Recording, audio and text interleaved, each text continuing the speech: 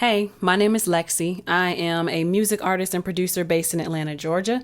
To book studio time or get help with production and development, follow me on social media at LexCATL. Email me at lexisolo@gmail.com. Text me at 404-692-1299. Or go to my website at www.LexCATL.com. Right now, you are tuned into my podcast, LexChat, a show dedicated to music and entertainment where we talk about the industry and the business, and we help each other to become better artists. You can catch these chats live on Instagram and YouTube at LexCATL to be part of the conversation, or catch the replays on Spotify, Apple, iHeartRadio, and YouTube. Wherever you're watching or listening, please like, subscribe, follow, and engage with the content by leaving comments and reviews. If you'd like to go the extra mile in supporting me, then please consider becoming a patron of mine at patreon.com/LexCATL, where you can make a monthly pledge. Every bit of support truly does help me to be able to create more valuable content for you. This week on LexChat, let's chat about the influence that music has over people. Some very interesting things have been developing over the past few days. And I'm talking about mainly the conversation around the NBA player Ja Morant, who recently got caught up for a second time flashing weapons on social media. So here is the question, right? Is music really influential? Do we need to be holding hip hop accountable for how some people, most notably Black people, act on social media? Or is it people's fault for being influenced? Or are people acting of their own accordance? Or is there really some truth and merit to, hip hop is really influencing us? So that's what we're going to be talking about on LexChat today. If that is a topic you are interested in chatting about, then please stay tuned. Goddamn, raise your hand if you working hard. Goddamn, raise your hand if you know you say, yeah. She work, hey, she work, hey, she work, okay, yeah. She work, hey, she work, okay, she work, she say. You can tell them that you say, you can tell them that you say. Alrighty, so as I mentioned in the introduction, I've been coming across quite a few posts on my social media, and there's just like this full-blown discussion going on right now about how we should be viewing hip-hop music, or if we should be putting, all the blame obviously on grown people who can act and do what they want to do because they're grown and they live for themselves and make their own choices. But we can't ignore the fact that music is influential and music does influence people's mindsets. If it's not a reflection of the current times, then it is often trying to get people to think a certain way or to think about things in a different light and give different perspective to things. You know what I'm saying? So when it comes to the conversation of how is hip hop affecting grown ass people, apparently. I was trying to decide if I wanted to curse. But when it comes to the question of how music is affecting grown ass people and then how it is affecting younger generations, this is a conversation that's been happening for years, right? Like, at least in my lifetime, but I wasn't even alive for the 80s. But what I've always been hearing about as far as the debate with hip hop is how it's like a rebellious music. And especially with the hip hop of the 80s, right? Hip hop was more recreational, I'll say, when it was invented in the 70s, right? Was it 1973, I think? Don't quote me on that, but I think that's the number of when hip hop was officially created, like somewhere in New York, right? And it was for fun. It was, vocal and word acrobatics. And then in the 80s, it became more political.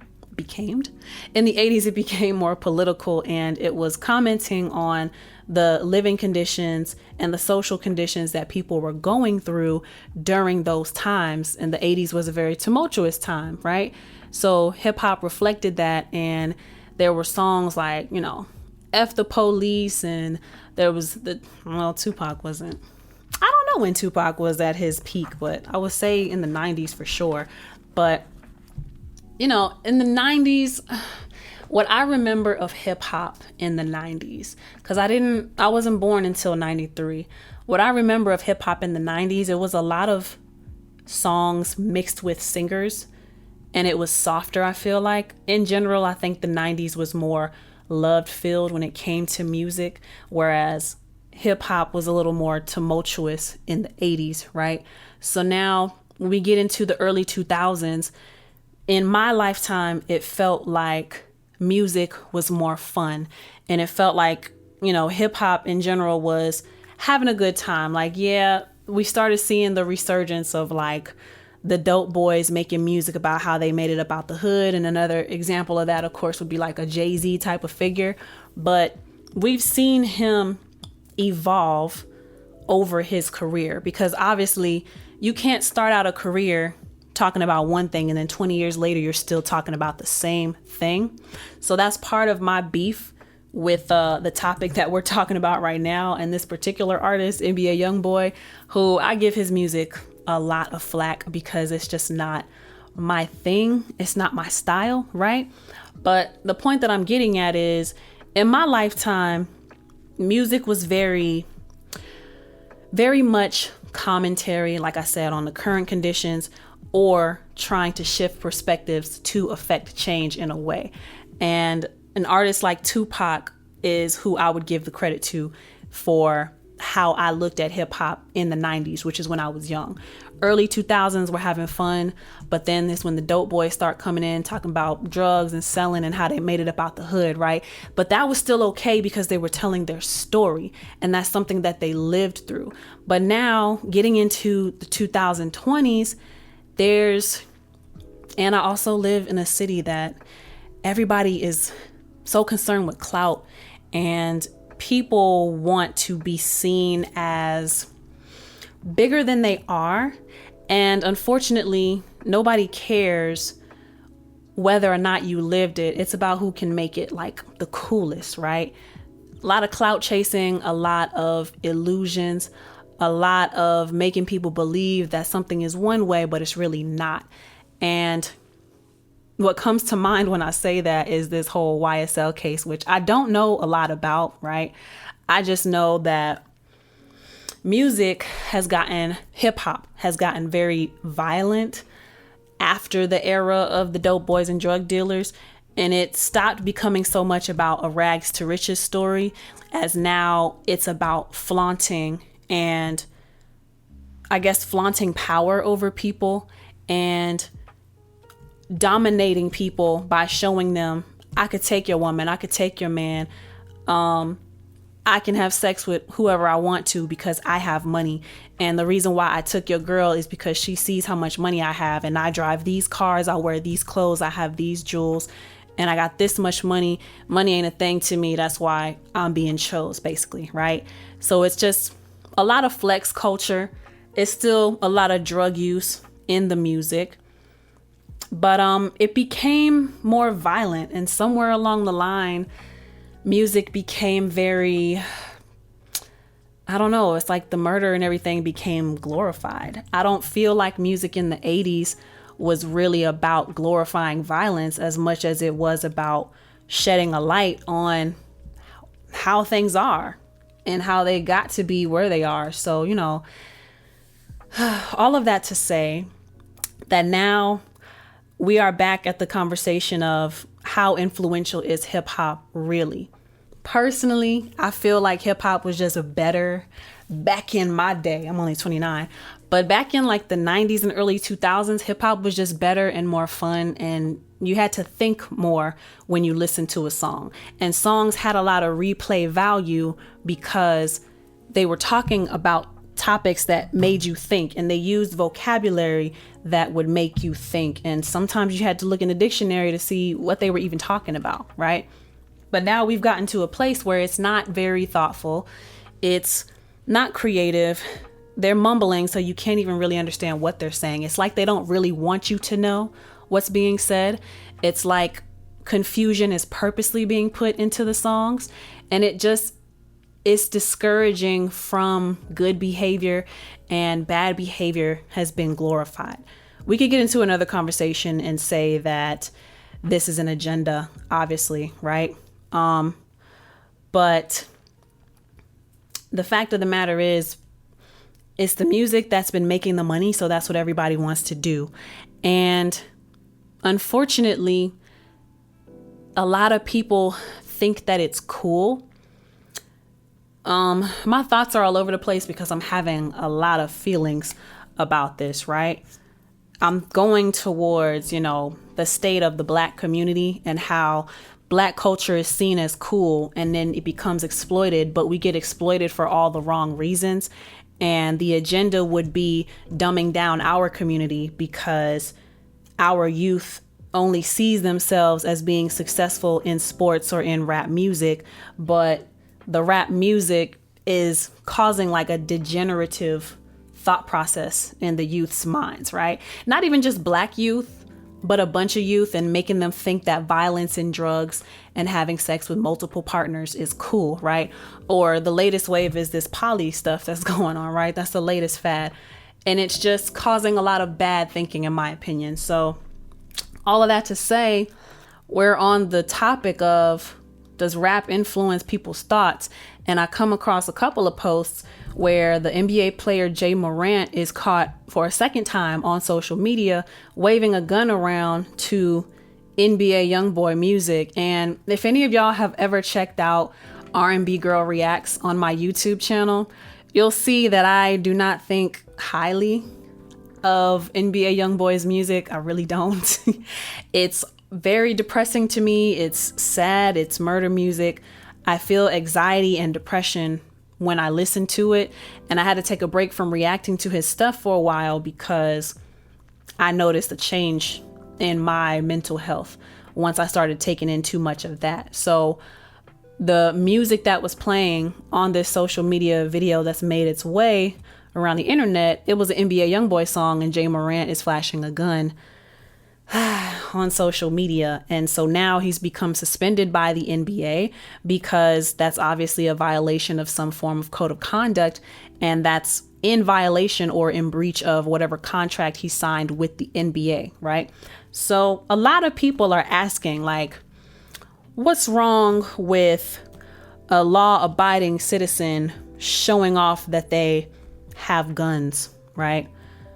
This is the question, like, this is the argument people are trying to make. He's showing off his guns. He's a law-abiding citizen. It's not like he's shooting anyone. If this were a hunter showing them killing a deer, then nobody would have anything to say. But what a lot of people keep forgetting, and I wish I would have stripped an audio of Shannon Sharp addressing the situation because he's an athlete and he knows how these teams work and what their codes of conduct are. He explained it the best, right? It doesn't matter if you have a Second Amendment right. When you are working for a private corporation, or I don't know what the NBA would be considered, but it's a public league, right? They are expecting you to uphold a certain code of conduct and have certain behaviors because you don't just represent yourself, you represent that team and you represent the league. So if you're acting out of accordance with their code of conduct, then as your employer, they have every right to take disciplinary action against you, and they have every right to suspend you or fire you and release you from the league. And I think that's a point that a lot of people are missing. So anyway, I want to invite anybody who's joining me on the live conversation right now. I want to invite y'all to come on and talk about it with me and share your thoughts. I'm going to start off by reading your comments that you have sent, and anybody who's interested in commenting on this conversation, I'm going to give you a 5-minute timer. And yeah, let's just have some conversation about, how do you feel like rap music and hip hop specifically is influencing people? And what are your thoughts on the Ja Morant situation when it comes to listening to a song like NBA YoungBoy? Phone lines are open. But let's see. When I was talking about the history of hip hop, Cola Coca said the 90s was some of the most gangster-ish hardcore rap in history of hip-hop culture. The only thing that happened to rap music, not hip-hop culture, in the 90s was taking over an R&B style of rap and the more commercialization of our hip-hop culture through rap. I would agree with that. When I was talking about the artists, Libby V commented and said, there's a lack of artist development. Labels are out here just signing hype and numbers. And I agree with that. And Maurice Beats comments on the NBA saying NBA is a private corporation. Exactly. NBA is a private corporation. So how could you expect a company to not want to be represented in a certain way? That's how you attract your customers, and that's how you get a certain clientele, is by upholding a certain brand. I'm sure the NBA does not want to be represented as, let's say it, ghetto, hood rat. And here's the other part of the conversation, right? People were like, oh, he's a free man, he's a legal gun-toting citizen.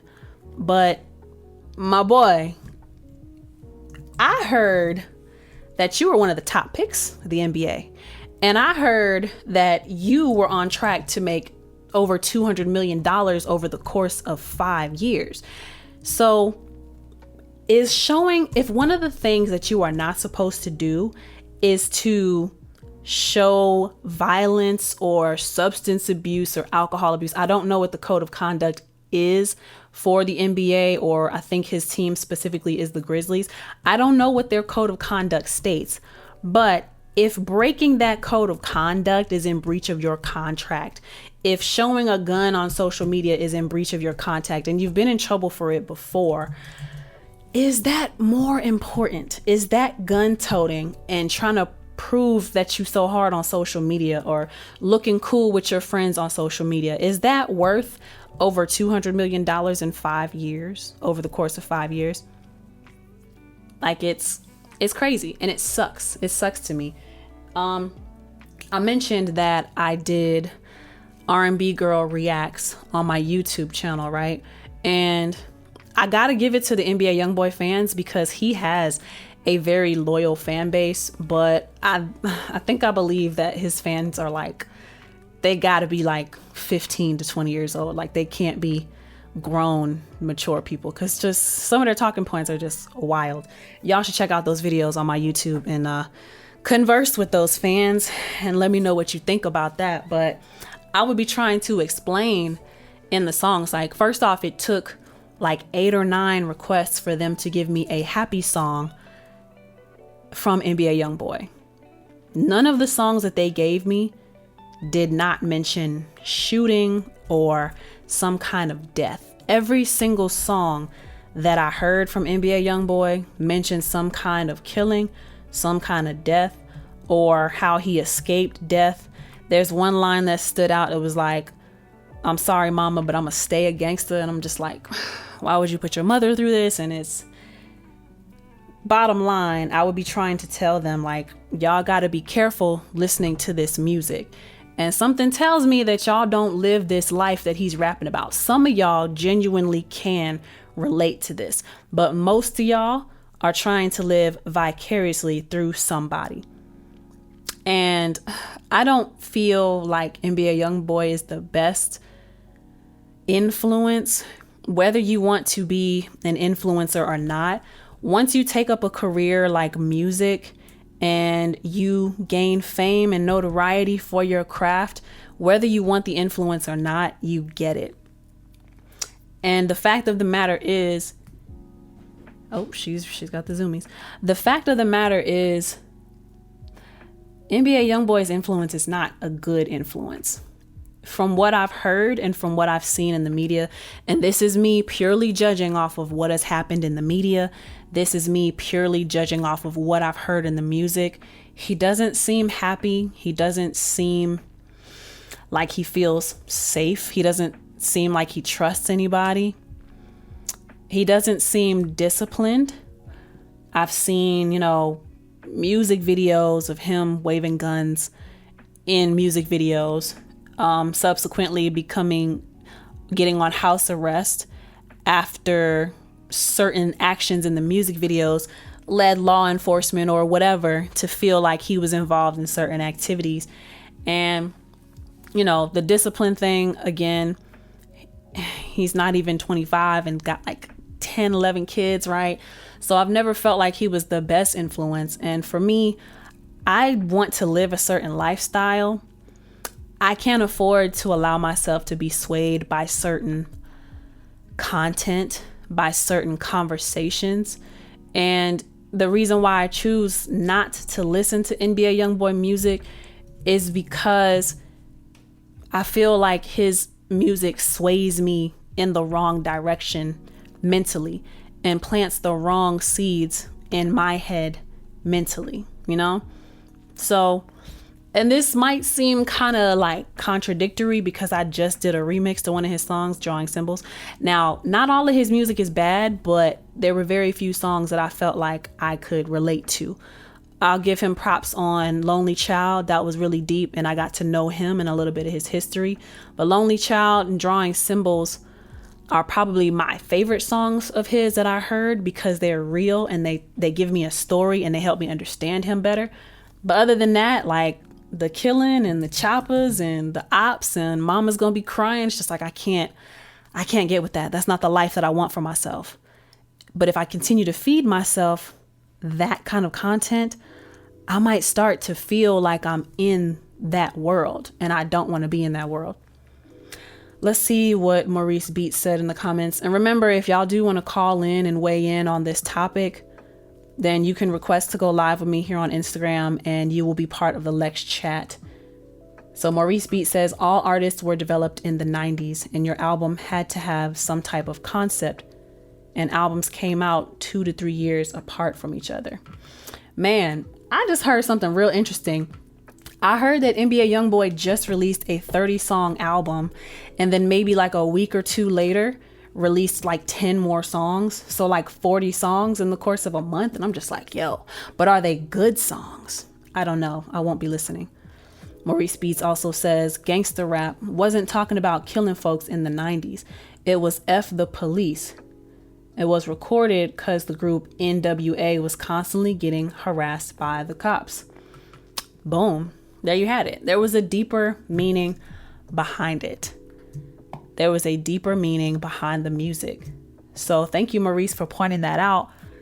Like, yeah, gangster rap, because that's a lie. I do know, I almost lied to y'all. I do know people who were in the streets and in the street life. Nobody, like literally none of those guys wanted to stay in that life. And why would you?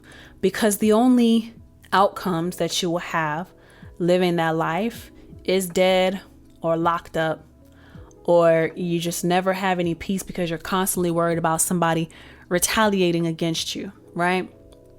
So the real gangsters that I know, they've been looking for a way out. They got an exit strategy. It may have started off on some we young and we dumb, but eventually you start losing a lot of people and you realize, man, it's not good that I can't see myself living past 25.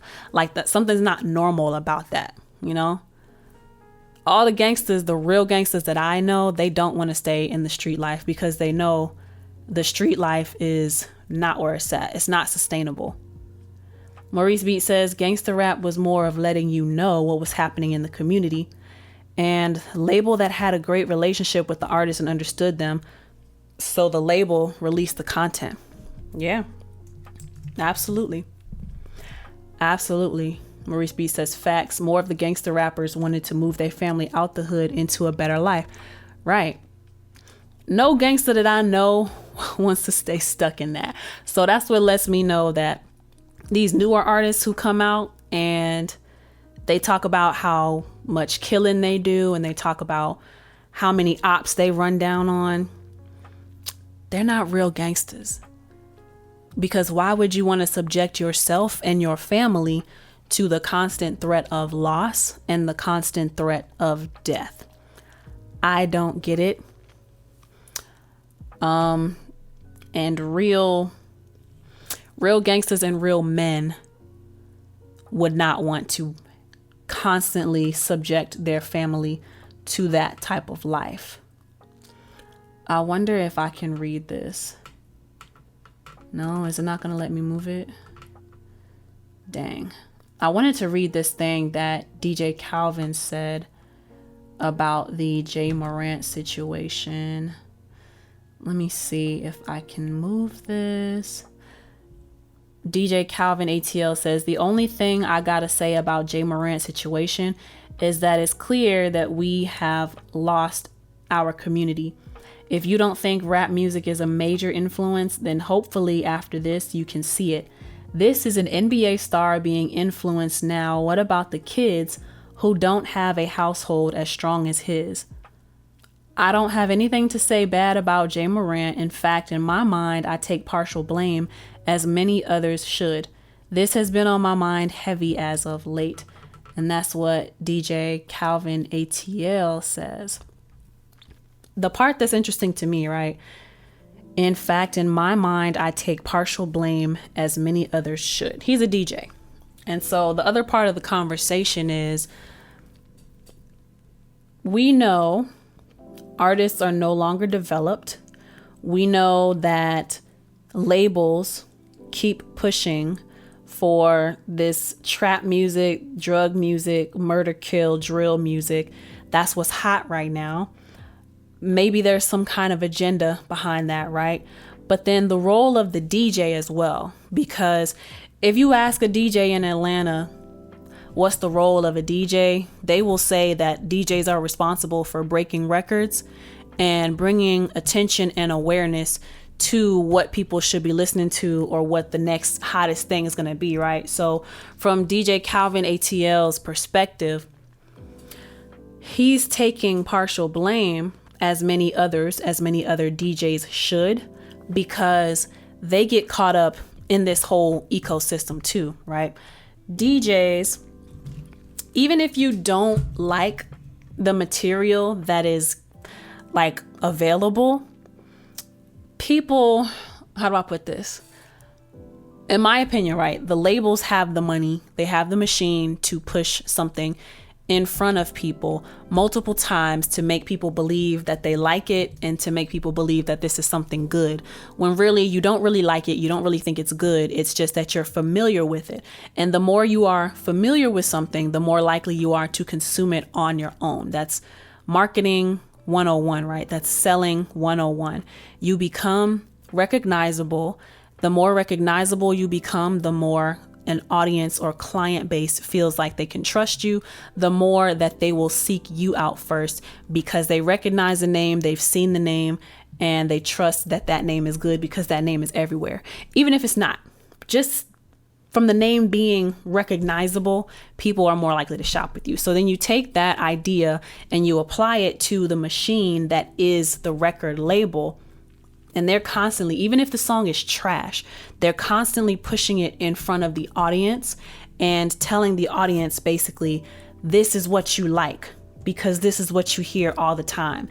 It's on all the time, therefore you must like it, right? So you see how that kind of messaging is going to affect people.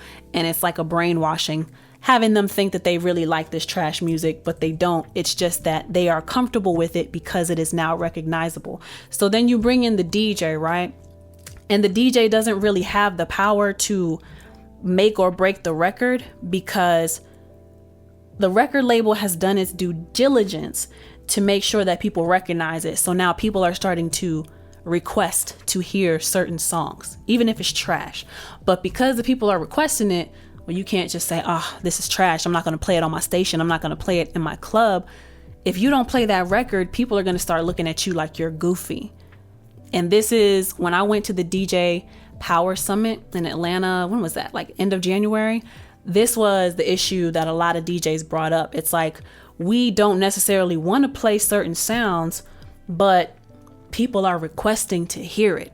And if you don't give the people what they want, they're not going to rock with you, and they're no longer going to trust your taste. Even though as the DJ in that situation, you're no longer influencing anybody's taste. You are just pushing buttons essentially, right?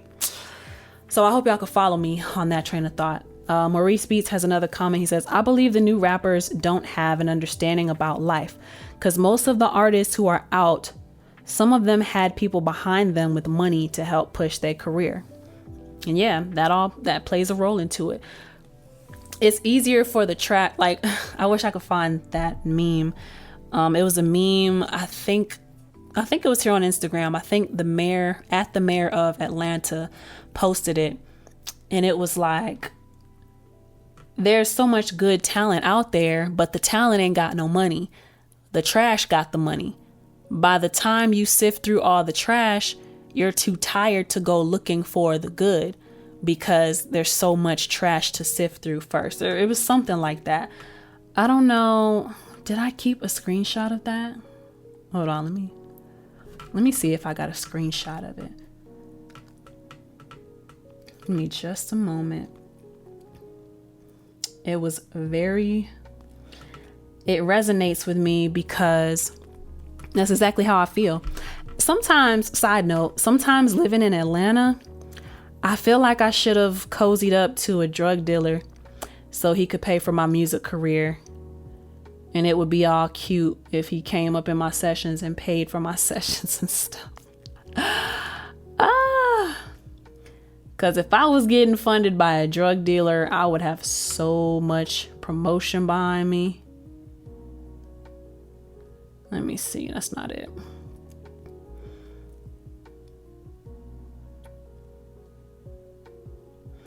Yeah, there's so much BS out there.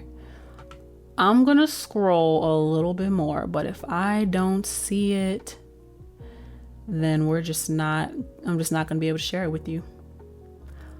I thought I had a screenshot of it, but I feel I am too far gone for it to be true. Yeah, I didn't find it that far gone. But yeah. So, doesn't look like I have any callers today, but I have enjoyed this conversation with y'all, and I hope y'all enjoyed this conversation of how hip hop has been negatively influencing people and how it seems like this system has been put together to negatively influence the people. So yeah, if you have any thoughts about this episode, then please make sure that you leave a review, or if you're watching or listening on YouTube, leave it in the comment section. Let's have more discussion on the matter. I would greatly appreciate that.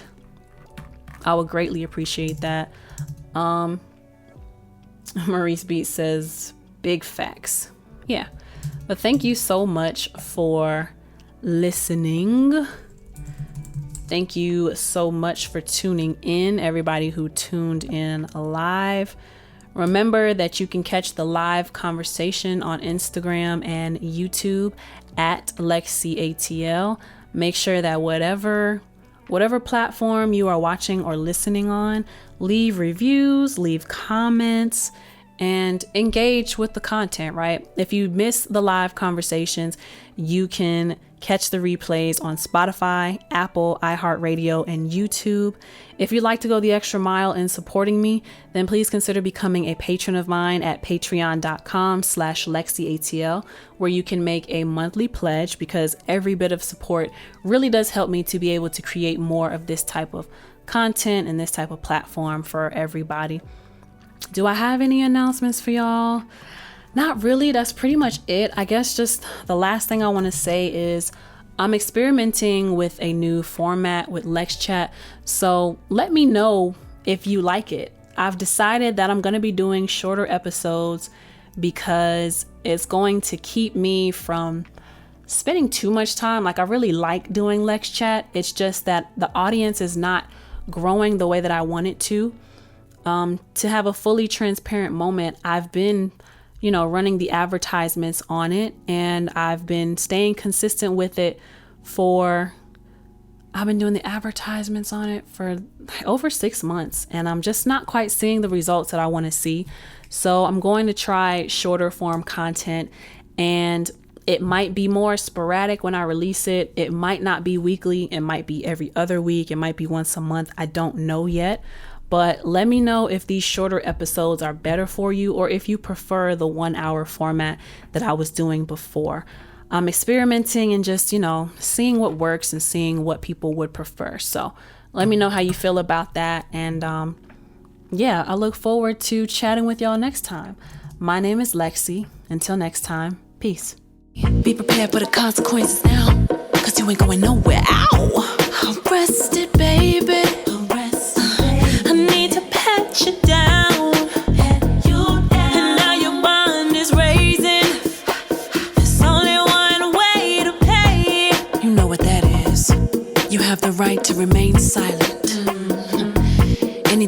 say can and will be used against you in a court of law. You have the right to speak to a lawyer and have her present.